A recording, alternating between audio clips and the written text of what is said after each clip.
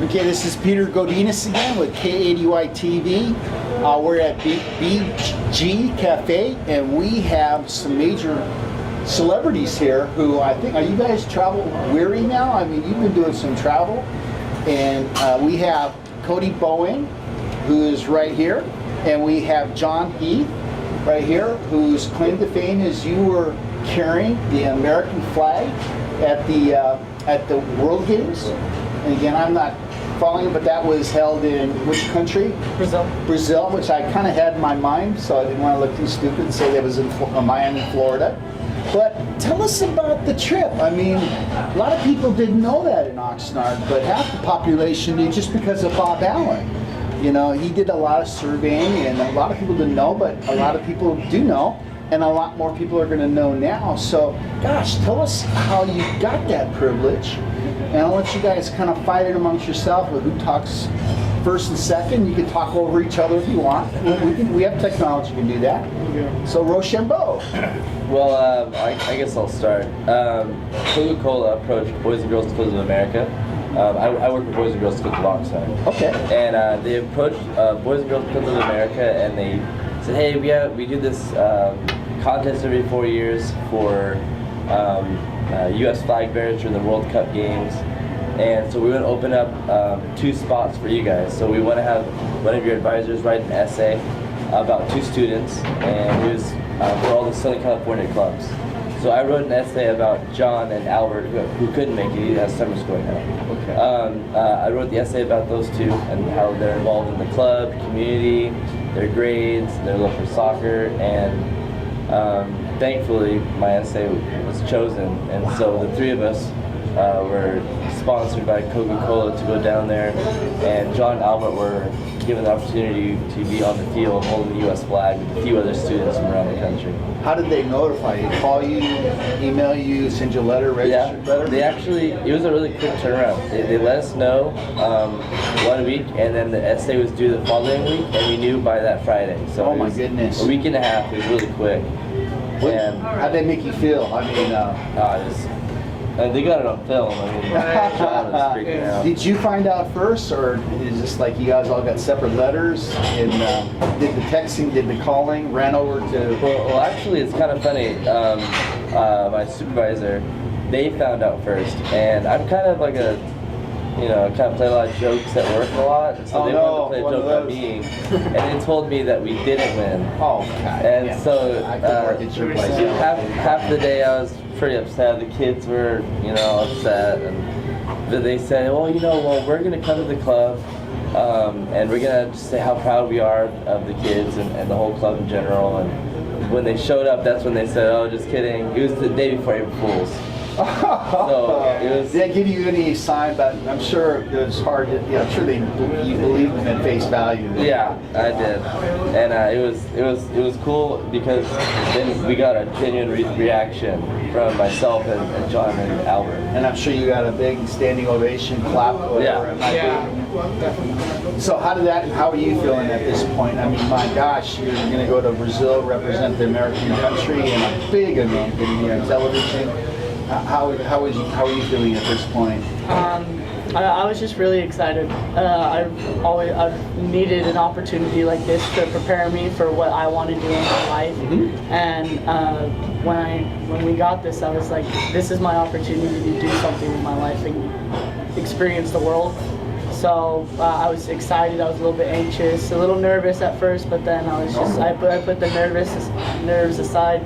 I was just like, I'm gonna go out there, represent the U.S. in a professional way, and I'll represent my club and represent the Boys and Girls Clubs of America very well. So.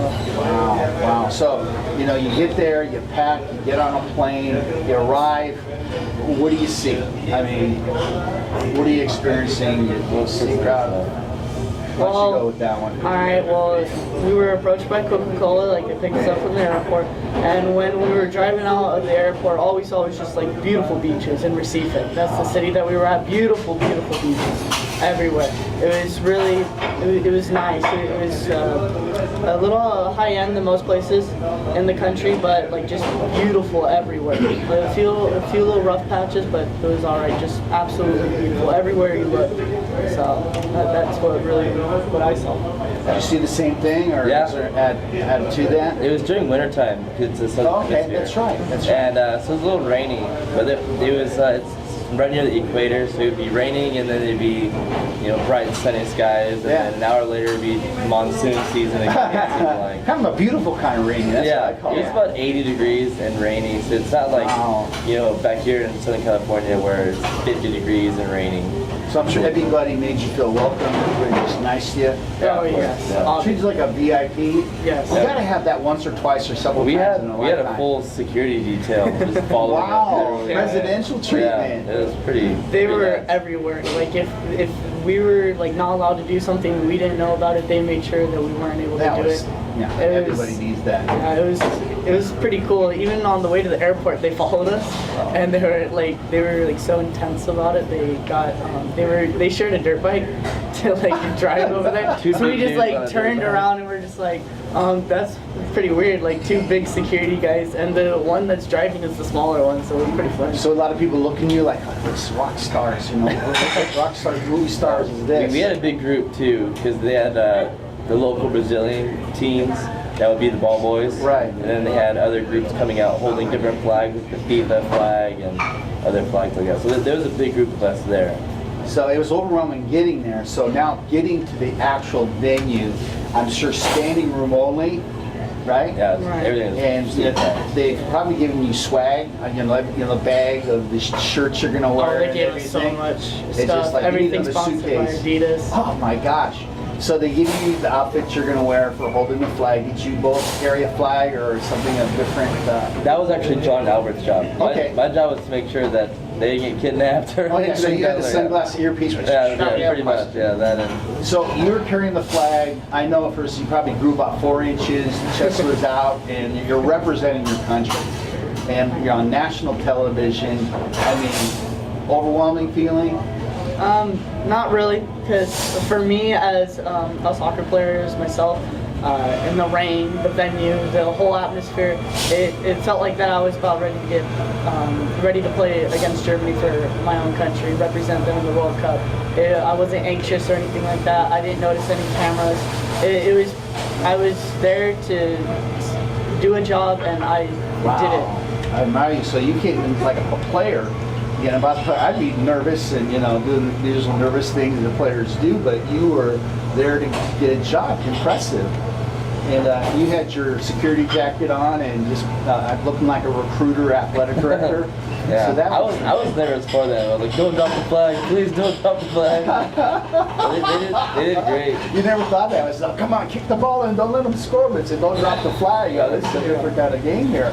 So tell me a little bit more about some of the more interesting people you met along the way. Were there some personalities you met from other countries that will stick on your mind for the rest of your life?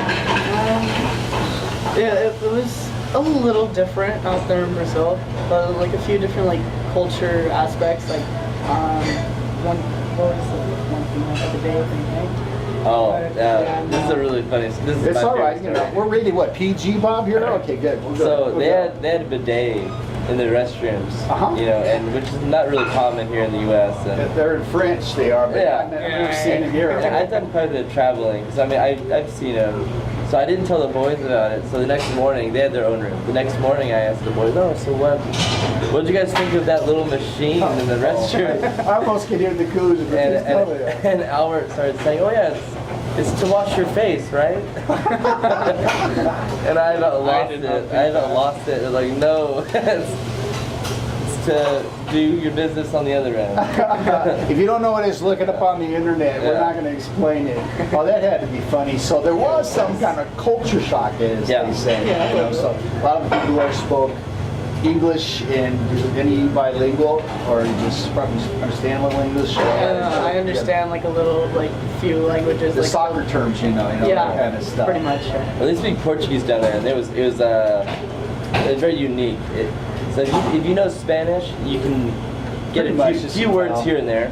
Tell them slow down, Yeah. You can't tell a joke and get people No, laughing, But I all mean, that kind of stuff. being able to order food or kind of speak broken Portuguese, you've been okay. Yeah. Well, let me just ask you a final question. I mean, here, a lot of people from Oxnard community are going to hear this.